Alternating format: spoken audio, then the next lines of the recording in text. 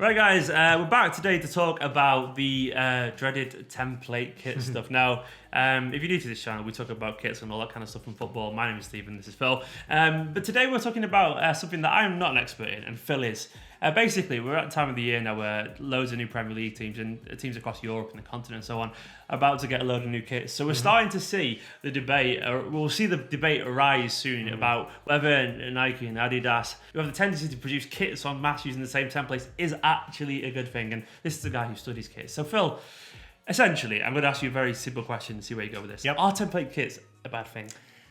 Now, I might shock you and say that they are not a bad thing. However, I will add an asterisk to that comment. Which is essentially, you're going to sit on the fence.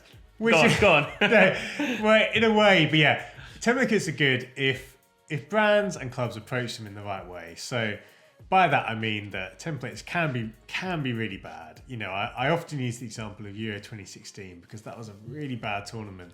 If you look at that for kits, I mean, if you look at that, well, for England as well. If you look at look at that tournament and look at Nike's kits, they're terrible. They are literally pretty much copy and paste jobs across the country. Yeah. England, France, Portugal, you name it. It's the same design, just with different colours. However, and actually in general, templates can be done really well. And at the moment, there's a lot of good examples of that, where templates, and a template, of course, doesn't just have to be the same pattern. It's even just the same kind of the way the shirt is kind of constructed and all those things. Yeah. But that has always existed, and actually, I would argue that there's some really good examples. If you look back in history of templates that really worked, it's just a shame that we've had some really bad ones. One of the most iconic kits of all time. Exactly. Probably many people's best kit of all time, the Holland 88 design, was a template. That was actually an Adidas template rolled out for a number of teams. And that design, you look at that and it looks great. Was that not a case, though, of one in that template being exceptional, the rest, I don't know, the rest of them being a bit like, meh, you know what I mean? Yeah, you could definitely argue that because Holland won the European Championship, so that was by far and away the biggest win as a nation. Obviously, the team was amazing, Van Basten, Hullet, Rijkaard. But I think, look at throughout some other great kits in history, I think, there's always, ultimately, templates exist because your big brands, your Nikes, your Adidas, your Pumas, they've got hundreds of teams, and obviously, they just can't produce bespoke kits for every team. But can they, though? Because they are a billion. I think there's something like 13 billion pounds profit or something like that for Nike. And even if they have 100 teams, I'm sure it only takes one or two designers to design a kit. Well, one of the balancing acts. So, if you're a club and you're wanting to go with a Nike and Adidas, a lot of the reason you're actually going to choose them. It's exposure, isn't it? Exactly. It's exposure, it's marketability, it's the fact that they can actually produce and deliver kits, to a global scale, which sounds obvious, but a lot of brands just simply cannot compete with that. So on the marketing front, but the problem is, of course, it can go really bad. And maybe let's talk about City, and obviously they're just moving over to Puma. And one of the reasons I think quite clearly is that they just didn't get any attention from Nike. Their home kits were essentially just the standard design. So City's home kit this year, it's the same template you see, with the likes of France, for example.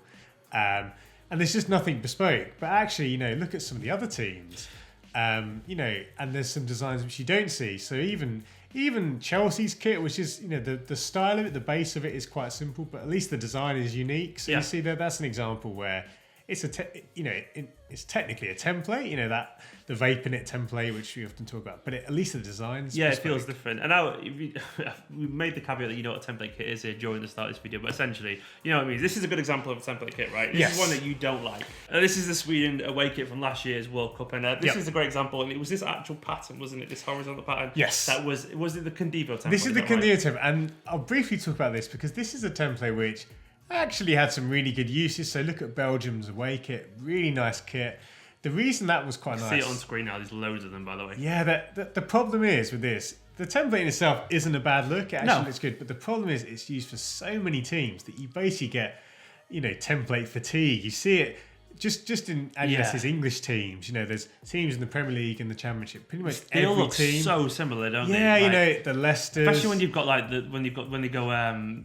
Well, some of them are white in general. They start to look so similar. Yeah, and the thing is with that, Adidas, have loads of really good templates to use. They've got loads of really good designs that they could choose. So why not it's one thing to have a template, but have 3 or 4 different templates, not one used so often. I think that's where you start to creep into this sort of territory of and maybe the bad side of templates. Here's the solution, I would say. Have 3 or 4 different templates, you're right, and then make those templates, they have like a max amount of teams you can use from each league. So for example, imagine you have template A, B, C, D for Adidas, and only one team in the Premier League can use template A, maybe 2 at most. Exactly. But then what you're doing, you're breaking up a little bit. In general, on a week-to-week basis, you're not having teams that look, wearing the same kits essentially, more or less, but different colours. Now that would be a really good change. The other thing which, and this is one thing which we saw a lot.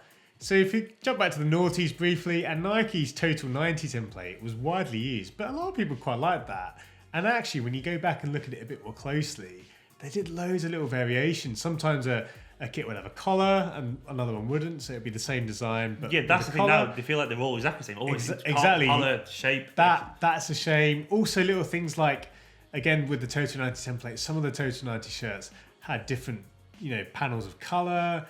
The piping, the little design would end in different places or look different. Subtle things which you don't notice at first, but when you look back, you realize, okay, that actually looks a bit different, and it helps. I think it's a fair comment to say. I mean, it's probably not fair in terms of the fans' money expenditure, but I think the reason we get so many kits, which is great if you're a fan of kits like Villas and myself as well, is because they have template kits. And I do admit then, if they had to create 3 bespoke kits for every single team in the world all the time, it'd be very hard to do that. I'm aware of that because that's a lot of effort.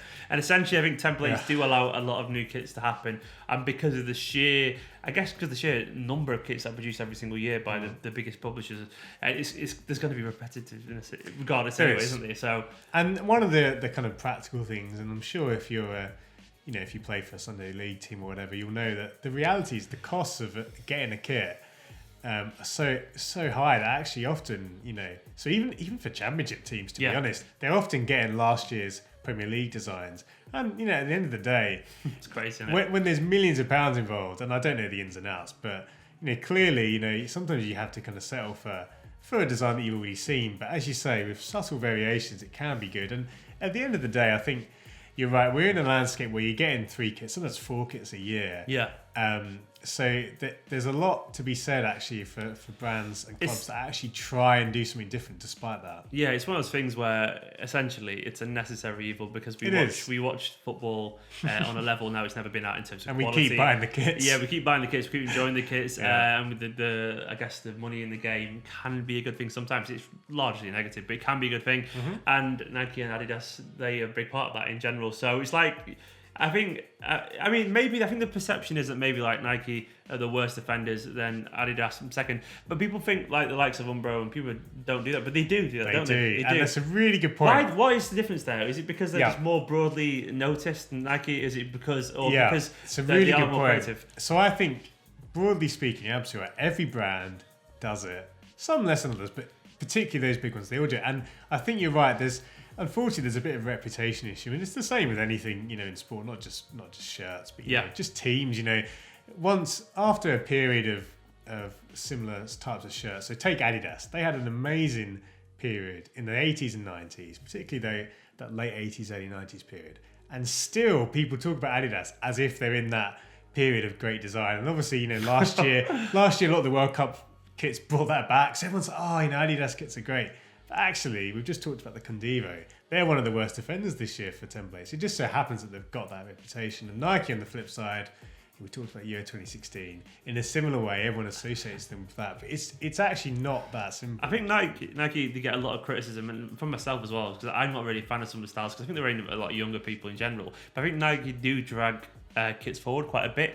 But because they push, I guess they move with the trends a little bit. People like myself who are 33, I'm like, I don't like that, but a 16-year-old would love it, So I think in general, it's very much a taste thing sometimes, isn't it? Yeah. Because I think maybe some kids aren't as arsed either by template kits as much as I am. I think that's a really good point. And I think one thing which Nike have sort of pioneered this season, which I think we'll see a lot of brands doing, is if you look at their third kits, what they essentially did was, instead of giving out the same third kit design, which they have done in previous years. So 2 seasons ago, every third kit was basically the same with a different accent colour.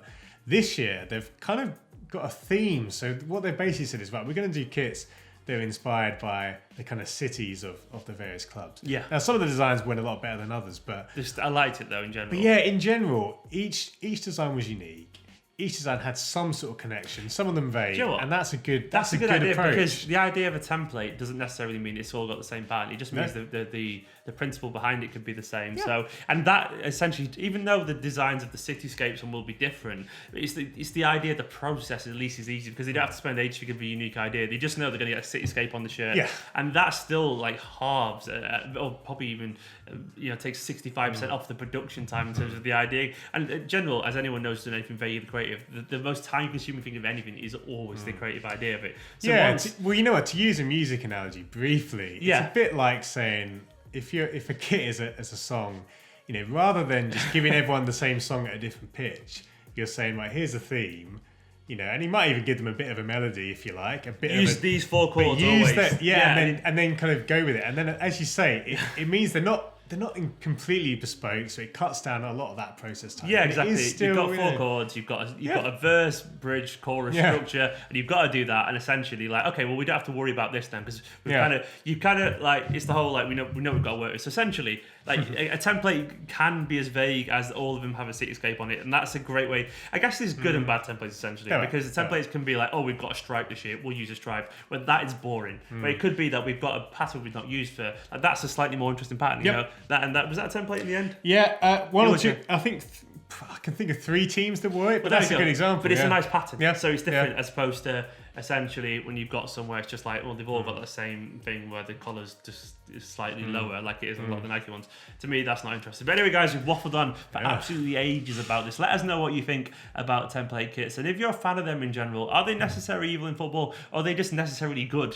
Which way do you sit on this situation? Anyway, guys, my name is Stephen. This is Phil. Don't forget, if you love kits and all that kind of stuff and loads of football gear talk, make sure you hit that subscribe button. See you later.